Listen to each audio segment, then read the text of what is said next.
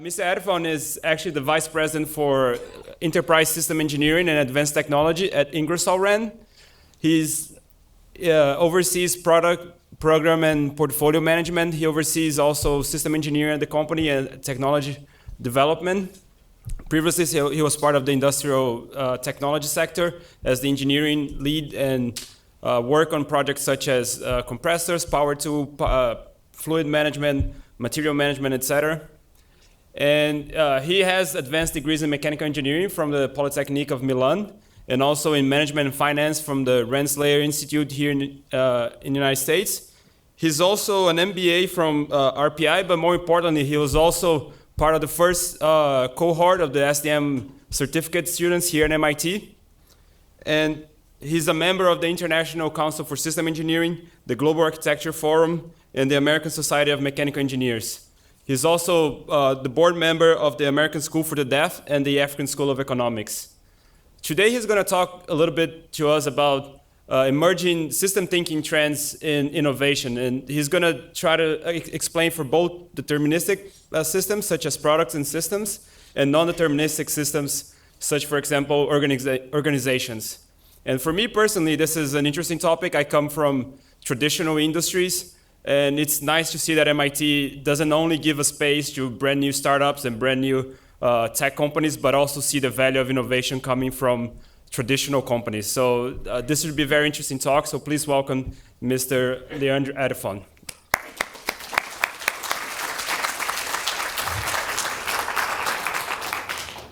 Good morning, everyone. Thanks, Leo, for the introduction.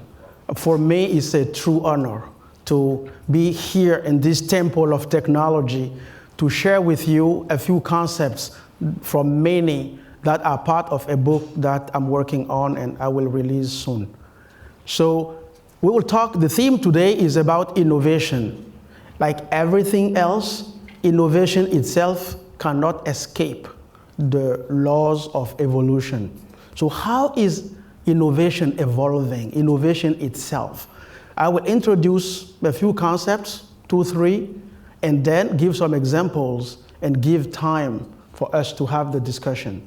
Because the interest bouncing back and forth between us and discussing is what will bring value, even more value. So let's get to it. But before that, let's share with you something that I do. And if you don't, I will encourage you to do that. Take some time, half an hour, 1 hour. Okay, I say a day is made of 96 quarter of hours. We can take one to observe around us. Observation is so important. Whatever we are, in a meeting or just walking, admiring nature, looking at the flowers, looking at things, it is so important. If you don't do it, do it. I'm not a great movie goer. I'm an observer, observing things and see the dynamics of nature. So we'll start from a few observations. There, you see a hearing aid. You can see a hearing aid. The hearing aid is part of the person. You have to look carefully to see that the person is wearing a hearing aid. It is said today that there are more than 360 million people with hearing loss in the world. And most of those people cannot afford to get hearing aids. So hearing aids are critical, and the reason why I'm using them here as observation, first observation, is that they are part of us. They enhance things that function that are not working in us are repaired, and we can hear. If we look now at smartphones, for us that are not millennials, smartphone did not exist not long ago. And yet today, it is impressive to see young people talking with their fingers. They type so fast. And this is now part of our daily lives. How can we now live without smartphones? I praise the people who can today claim that they don't have one. But again, let's continue with our observations. This is an intelligent building. Inside that building, the primary function was to provide a shelter.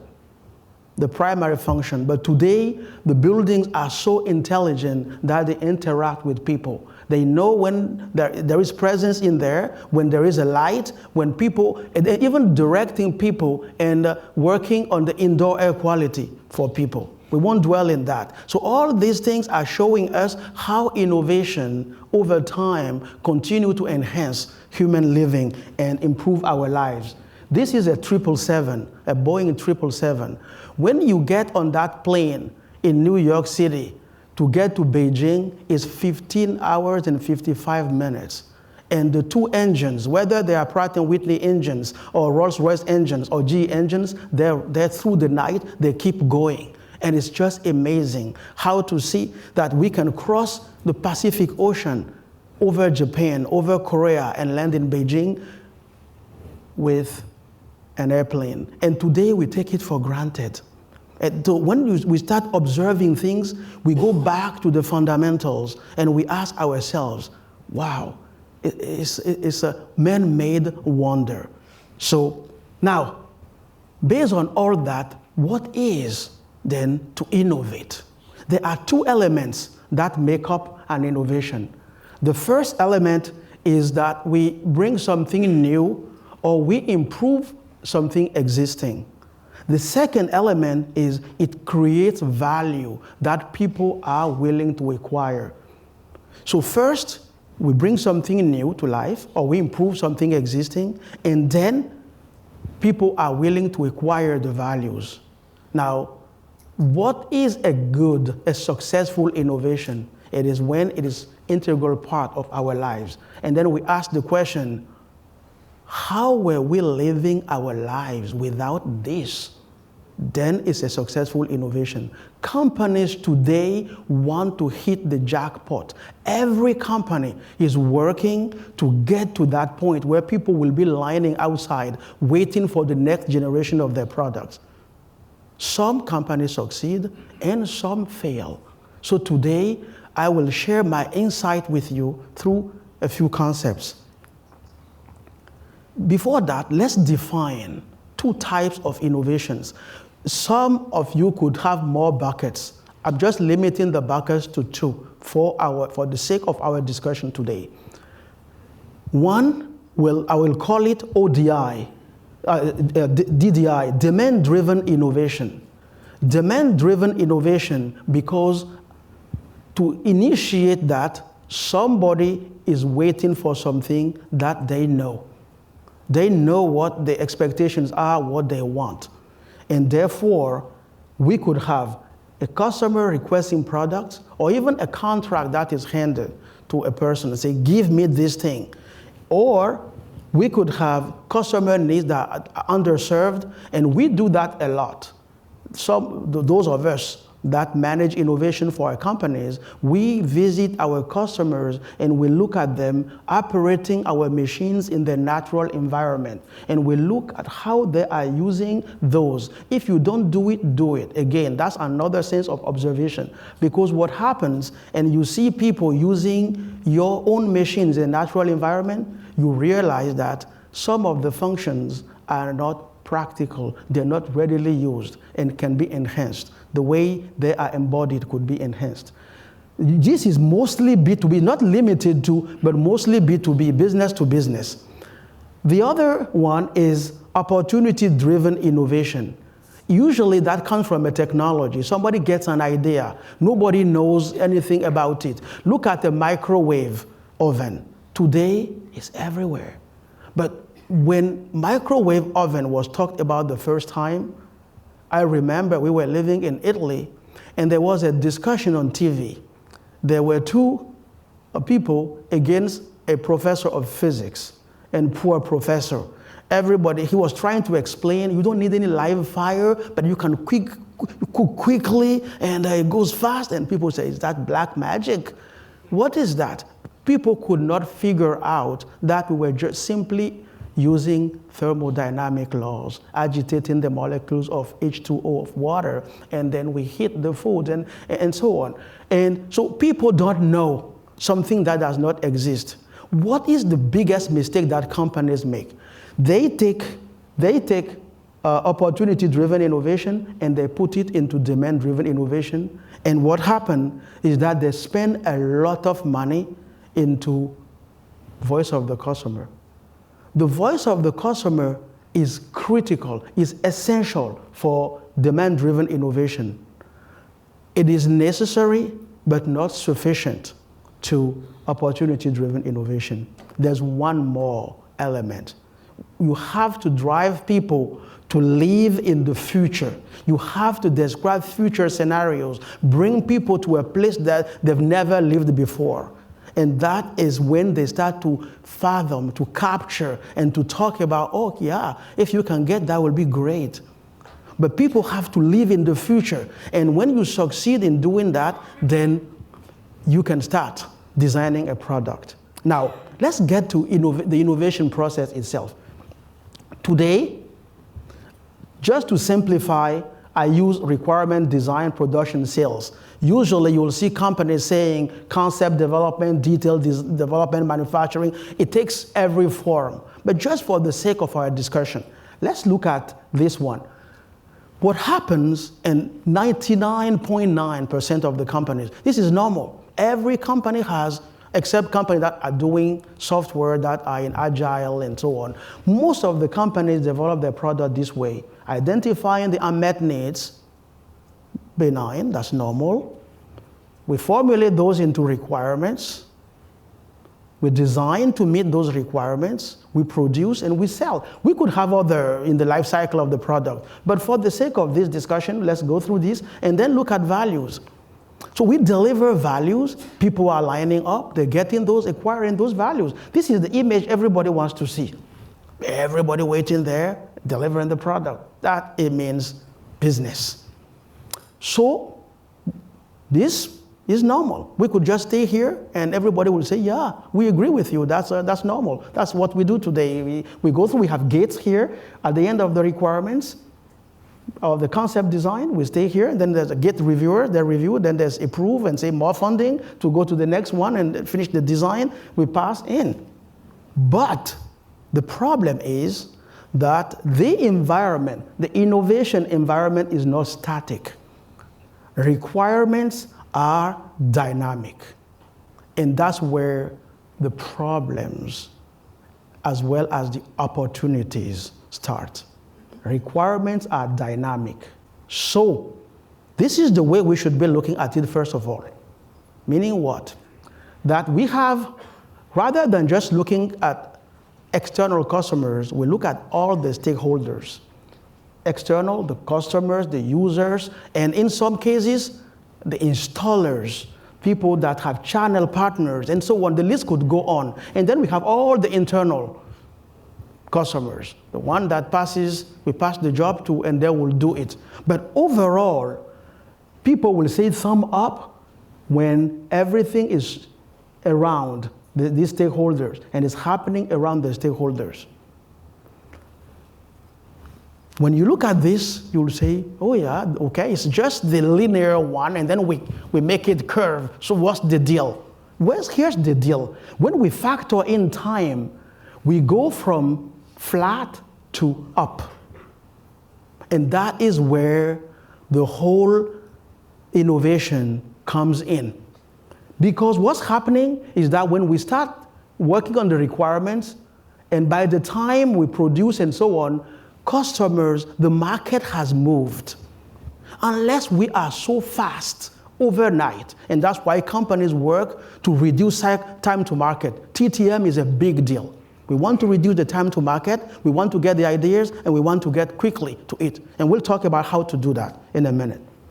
So the expectations have changed. Competition has released something. Customers have learned more. And therefore, if we stay at the same level and deliver here, yeah, it'll be a Me Too product.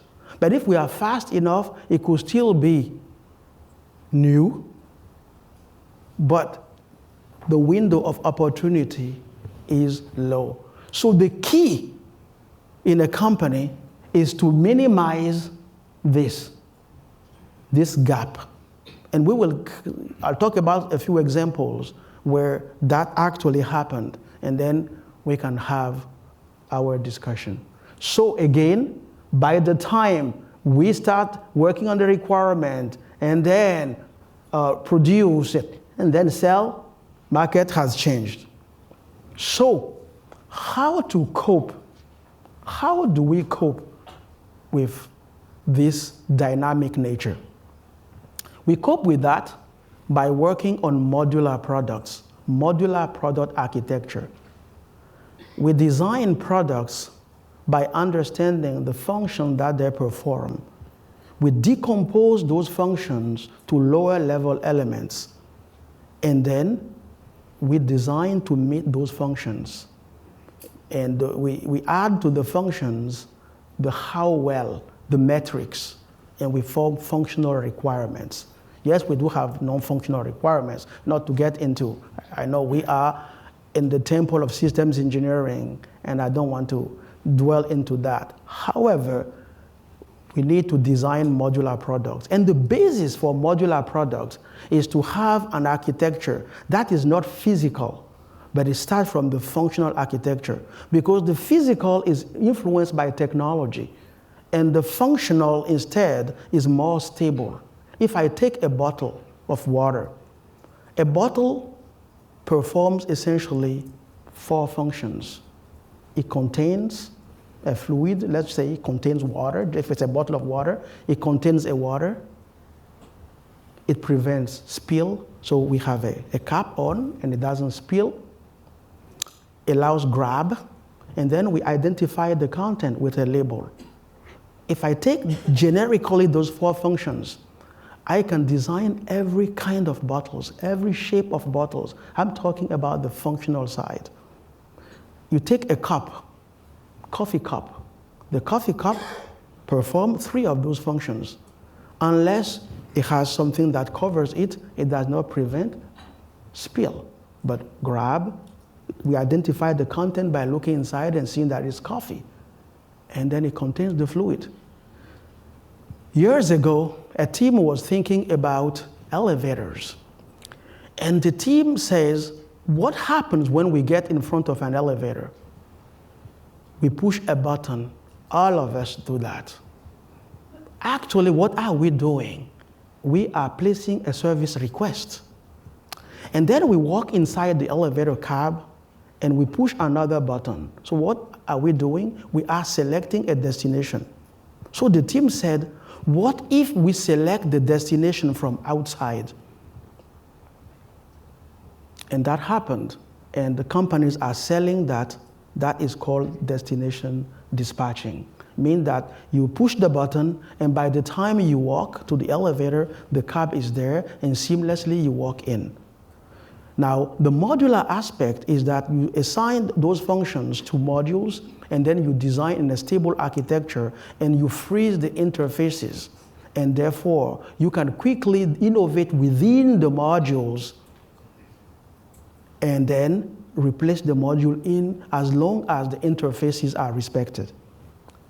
Then having a multi-generation product plan, because when competition is out there, then we can either be patient enough, resilient enough to stay in the loop, like I will show shortly, or we release that first generation and we're ready for the second and for the third, and we keep growing with the market. Importantly, having a visionary leader helps a lot. People who can see it, they can live in the future. They can see it, and no matter what happens, they don't shake themselves off the road. They say, I can see it, I can see it. And if those people are in commanding position, it helps the company a lot. Because what happens is that they, at the same time, are at the helms of the company, and they push through. Otherwise, they need strong mentors that believe in them and then pushing them. And having a visionary leader helps picture future scenarios. So we will give some examples, but this is very, very important to be aware that when we're designing, the market has moved. It may seem a very simple notion, but every place I've tested it, it's not company. Oh yeah. But then, why didn't we think about that? Oh yeah, that's it. So, second concept, let's now get inside. Let's now get inside what's happening inside a company. Depending on the position of a company, the way that company should behave and conduct business is different. So what am I talking about? In this, we will look at the innovation delivery chain. The innovation delivery chain in terms of the final product tree. Here, we have customers. And then we have the final product or service, which I call final product or service. And these customers are acquiring the product in a classical B2C, business to consumer. Now, behind this, we have companies that are one step away from the customers, and they work to deliver products or services to the company that is providing the final product in a classical B2C. This tree can grow all the way to N layers of companies. Now, a company that is delivering the final product and a company that is any of these layers need to understand their position in order to be relevant and to be innovative. Let's take company A. Company A has all these layers but needs to deliver the final product. The many layers we have, what happens is that the farther you go from the customer, for the company that is there, they need to design their product to serve different customer base. Otherwise, they are crushed by the cost pressure from one large customer. Therefore, what happens? The product is almost commoditized. The further they are in the layer, their product is almost commoditized. So company A has the responsibility to satisfy these customers in terms of quality and reliability and fair pricing, because the value is set by who is buying.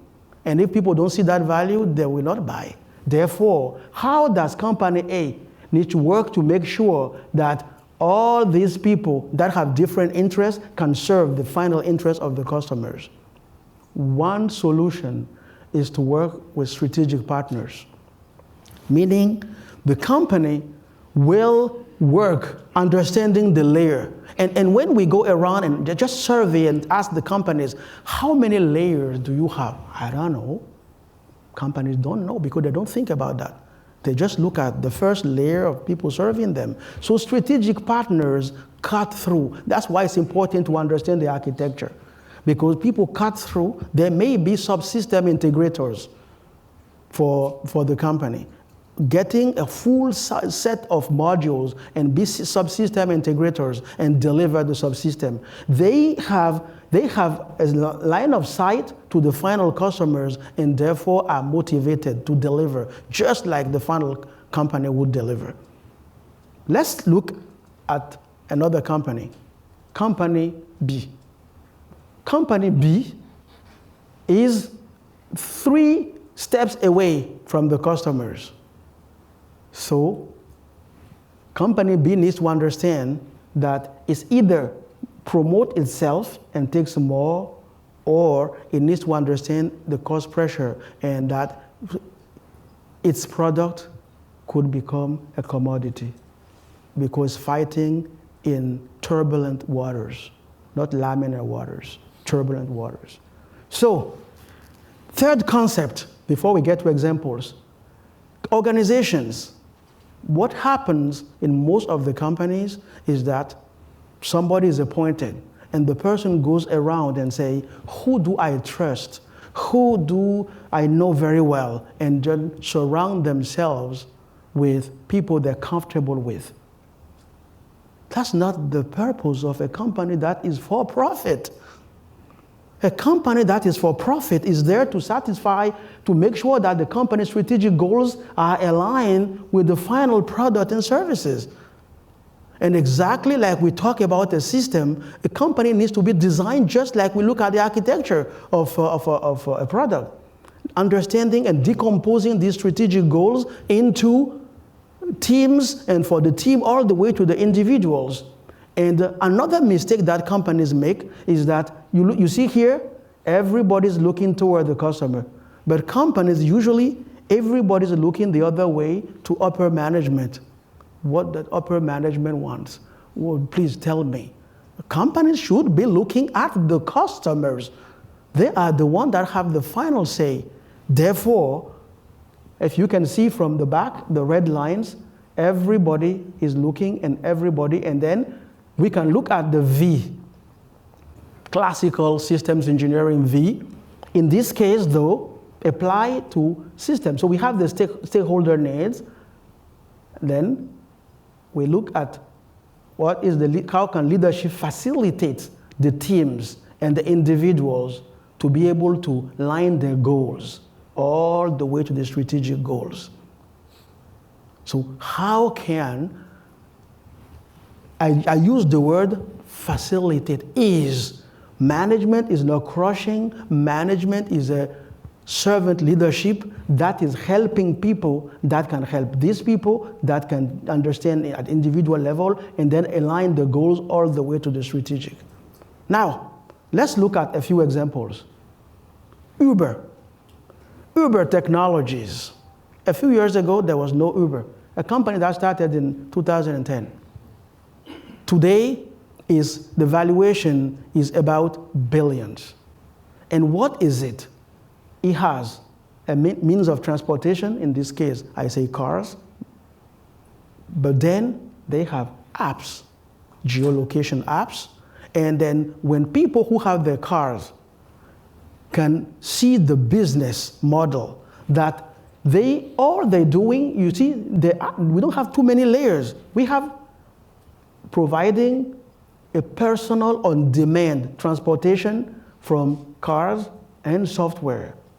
Now, this car and software, these cars could be anything. We look at São Paulo, Brazil, the most congested place I've ever been. And it is also the place where they have the most concentration of helicopters. So I heard that there are talks that Uber may be leveraging helicopters. What I know for sure is that in India, a company called Ola, if you have been to India, so it started from cars, but when they have flood in Mumbai, you can call a boat from Ola, same model, and they will come in with a boat, and then you will go around. So a means of transportation, a software, and then you provide. The model is very simple. It can be replicated over and over and over. Ola also started in 2010, and now its valuation is $5 billion, and is operating in India alone. One more, look at Airbnb. Rooms, vacation accommodation, and a software, again, an app. You see, when you look at the layers, the closer the whole business is to the customers, it is fantastic. Now, how can traditional companies do that? Let's talk about how traditional companies can replicate this model. Apple. Let's look at the Apple Watch. First, I'll talk about the spiral, and then we'll talk about the final three, all related to Apple. From my research of the media, I found out that Apple have started talking, there were news in the media about Apple talking about making exploring watches from 2002, 2004. 2002, 2004, that was a long time ago. In the age of electronics, that was a long time ago. And yet, in the meantime, Nike has released watches.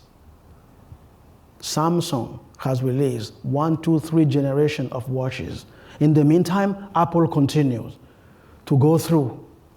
If you notice here, I have the gray thing at the bottom, which means that Apple has gone through this loop several times. New things come in, and then they realize that certain functions are missing, and the watch was not. They first thought that they could have a flexible glass, and the flexible glass, people don't know how to use it. And it goes through the loop. And what I praise Apple for here is the resilience. Not every company can afford to have that resilience. And therefore, we advise the companies to go through the loop fast and to have the next generation and the next one through an MGPP, multi-generation product plan, so that when they hit the market, they're ready to hit the market again and hit the market again in a faster loop. Otherwise, this example is showing resilience. So 2004, to be conservative, and then the watch was announced in September 2014. So to be resilient and to go through, the requirements themselves have changed, the design has changed, the production in the loop, and when they get here, instead of selling, they go back in the loop, and they've tried many things. Now we have the watch, and I'm lucky enough to be offered one by my wife, who is in the room, by the way. So let's talk about the iPhone. Again, Apple. We look at this iPhone where people line up. It was great to see a video of people lining up in Hangzhou in China to get and people were so happy to get one. I said, this is the dream of any company, to have people waiting outside and to be happy to get one, looking for the next one. So let's see what Apple did. If we look at the tree that we talk about, everything that is in gray is hardware, is sealed. Hackers can open and do what they want. I'm not talking about the hackers. I'm talking about the regular users. For the regular users, the iPhone is sealed. We get a hardware that has everything that, how many layers are there? It doesn't matter, because the whole thing comes sealed and you get it. And then they give us the freedom to add the apps. We have the freedom to add the apps, and we add the apps, and we're very happy with it. But this is one model where they were able to boil the whole thing down. But for products that are more complex, where we cannot have everything sealed and deliver, it is important to have subsystems that are a group of modules where people are in charge, companies are in charge of, subsystem integrators, they deliver those, and then the integration is done. From an organization standpoint, I said that organizations are not just defined in a vacuum. They're defined from the company's strategic goals, and those goals are then boiled down all the way to teams, to individuals. My company, Ingersoll Rand, has set the model of product growth teams. The product growth teams is a way for us in the company to have a team made of 3 leaders: product management, engineering and technology, global integrated supply chain. So each of those 3 leaders in a triumvirate come together to work, each one focused on the customer as a team. And they are supported by other functions: sales, finance, HR, and legal, and so on. So you see here, they understand, they spend time to understand the customers in order to drive customer value. So the whole organization has been taken and say, how do we make sure that some customers, since the company sells so many products, how do we make sure that the customers get as close, as personal as they can get service? The product growth teams offer that model where we have in every team these 3 leaders, and it's working very well for the company. But it's not something that was just done by saying, oh, it was done with a system approach to be able to understand the functions that need to come together and how those functions can play to better serve the customers. Let's look at another example that Ingersoll Rand has. When we manage technology in a company, we have the first option that comes is to have a corporate center of technology. And there's nothing wrong with that. Plenty of great companies have corporate centers where they have people that are part of these centers. They are scientists, they are engineers, and they think about advanced technologies and work on the science, fundamental science, advanced design, and then it goes into new product development. Ingersoll Rand did not make that choice because there's one drawback. Over time, the corporate center becomes the ivory tower. And people who are there lose their contact with the customers. They lose the sense, and then they are satisfied by the science itself. They are satisfied by the technologies themselves, forgetting that the technologies are at the service of customers by delivering value to the customers. So the choice we made is to create networks of excellence. A network of excellence has at its core subject matter experts that are well-trained and are very good,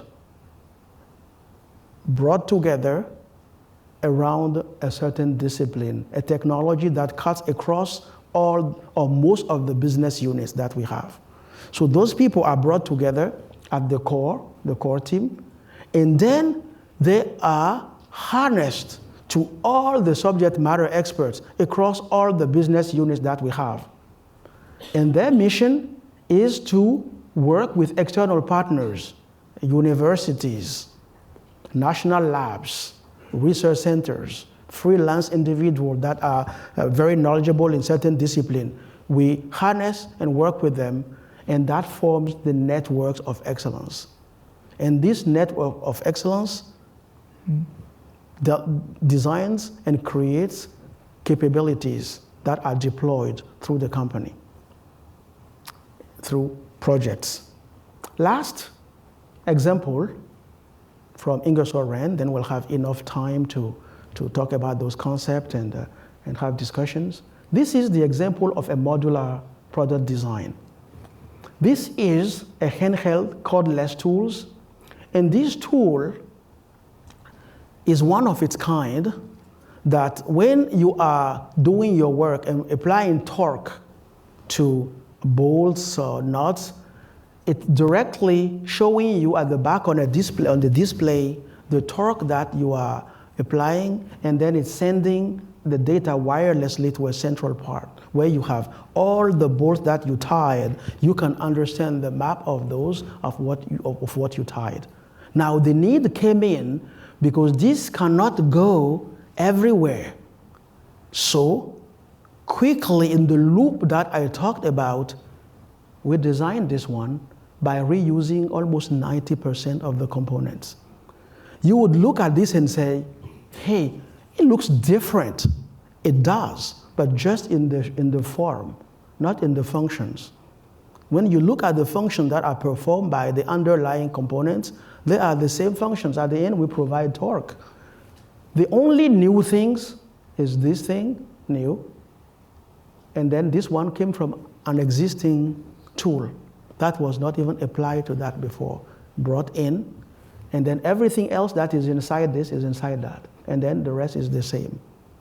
So the loop I was talking about were modular products where you go through the loop and then you release quickly. That's one way it was done by Ingersoll Rand. So what are the takeaways from us here? I could name a few. So voice of the customer is essential to DDI, demand-driven innovation. We talked about that at the beginning. But it is necessary but not sufficient for ODI because people don't know what they don't know. until it's there. And then they say, oh yeah, this is it. When we develop products, we have to account for the dynamic nature of the environment. If we don't, some products are obsolete before they are born because it takes a long time to go through the cycle, and they are obsolete before they are released. And when they come, they are already product on the market, and those companies, if they don't have enough funding to keep going, then they will suffer. The final product tree concept, which enables companies to understand how many layers, what's the complexity. We were talking about the presentation before me, we're talking about complexity. So how complex is our company, our product, and how complex is our business? Both go together. Okay. And last but not least, it is important not to just let organizations shape up by affinity, but by function. And the people that come in, just like modules, come together in a subsystem and together in a system, people that come together need to come together because they are capable of performing the functions so that the organization's strategic goals can directly be in line with the customer needs.